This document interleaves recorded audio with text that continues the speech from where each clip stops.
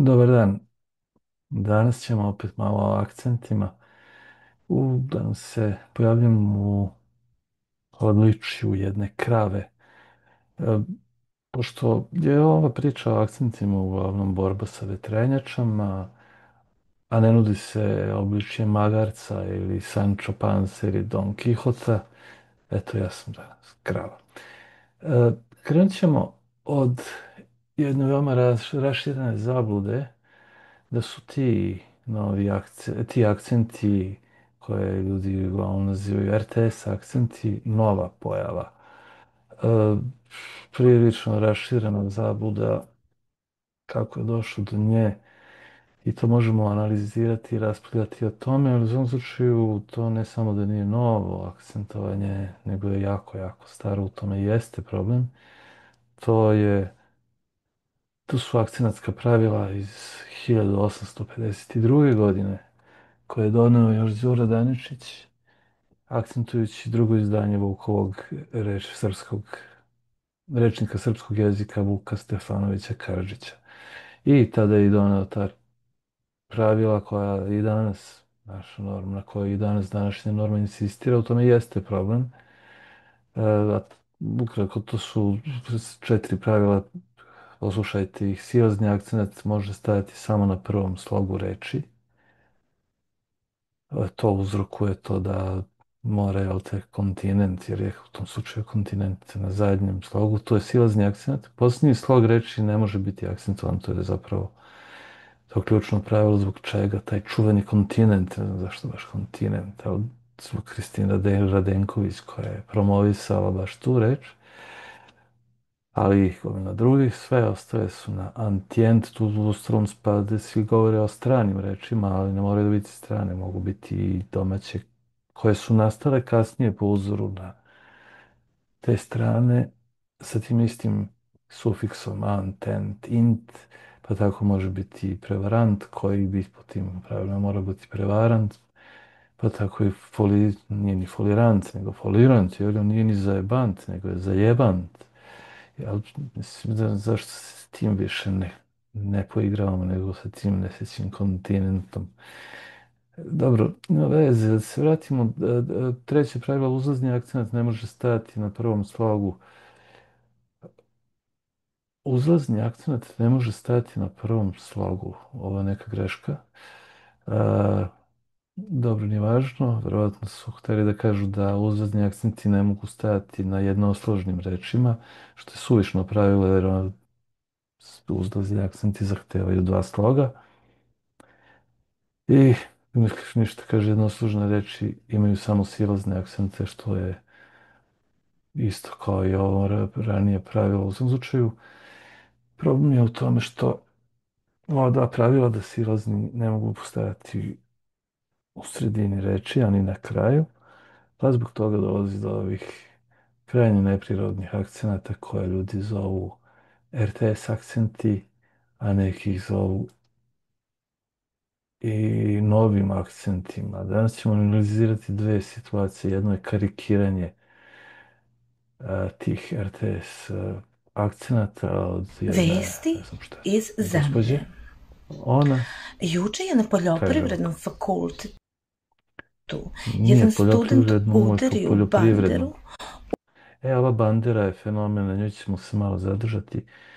Ja moram da pitam i tražim odgovor odakle je ideja da se na RTS-u kaže bandera. Mnogi su to, primetio sam da svi forsiraju tu banderu, ali nikad niko na RTS-u nije izgovorio bandera. Tako da vam koristim priliku da pitam odakle ideja da na RTS-u, a čuo sam od mnogih i u Beogradu da svi kažu bandera. Ja Usled nikad toga čuo. što ga je grudva treće kategorije Idemo dalje. Kategorije, to je tačno da se zaista po tim pravilima mora kategorije, zato što je kategorija, ali evo tu imamo silazni, koja je dugosilazni akcent doletela na, sa susednog recimo, unutrašnjem slogu. kontinenta Evo ga opet kontinent, zaslepela. nevjerovatno. Na lice mesta je izašla ekipa elektrodistribucije Distribucija, opet distribucije, pa da, po tim pravilima ne može distribucije, zato što je bio i dugosilazni. Da. ustanovila ustanovila to možda, ne ustanovila to možda se tako kaže u Kosovsko-Resavskom govornom području, na RTS-u svakako Da se ne. bandera nije ni Evo opet pomerila. Bander. Dobro, u pitanju jeste karikiranje, ali onda nije jasno zašto neke reči zaista jesu onake kao što se izgovaraju na RTS-u i koje poštuju ta prastara pravila od pre 173 godine, a neke su kao Bandera i poljoprivredni. Dobro. Idemo na drugi slučaj koji je još zanimljiviji. Isto viralan jedan snimak. Naravno, opet počinje sa kontinentom. Kristina Redenković se ovdje malo našalila. Pazi ovo. Da li konačno kontinent? Nije nego kontinent, ali pojenit go vamo. Znaš ti koliko je uloženo u to da se promeni akcent srpskog jezika? Ali kako? Pametno, kroz strane reči. Nije patrijarh, kako mi kažemo mirno, nego patrijarh. Ne, pazite, patrijarh jeste strana reč, ali on kaže da je to kroz strane reči samo prekonstatovao da tu ima i naših reči, ali ovo je ipak Radovan Damjanović, jedan od naših najvećih pseudolingvista, pseudoistoričara,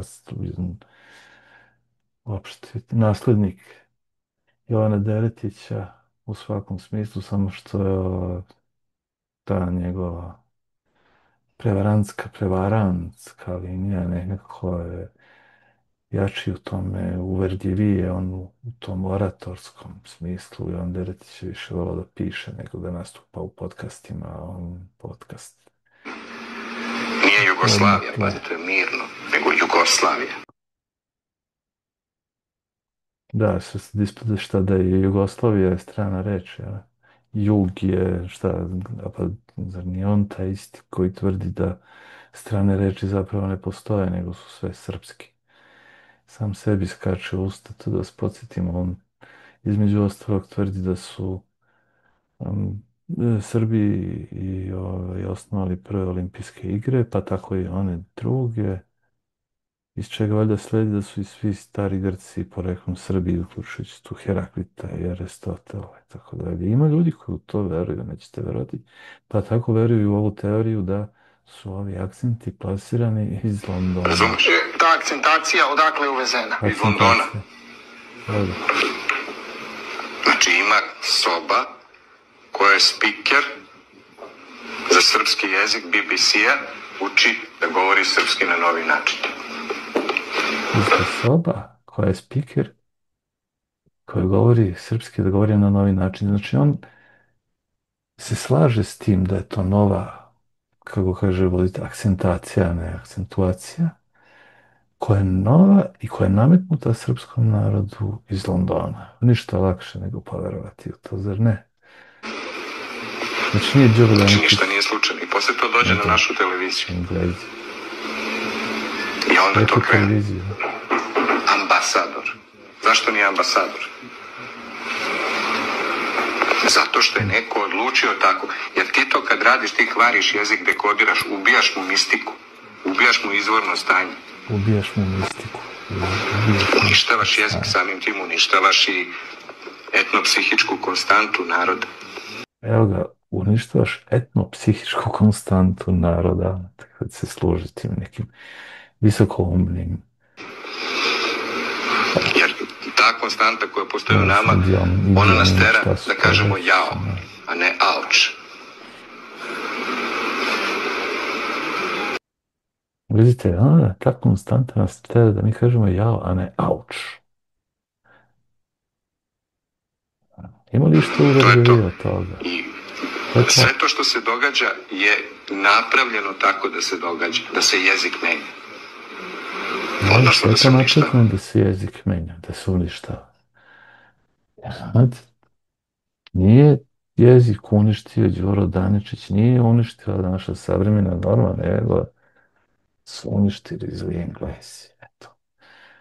Da znate, ja sad znam da ovaj video neće imati nikakvog efekta, ali ja sam htio to samo da kažem, iz ove moje lepe prostorije u kojoj živim kao jedna krava. Hvala vam na pažnji i doviđenja.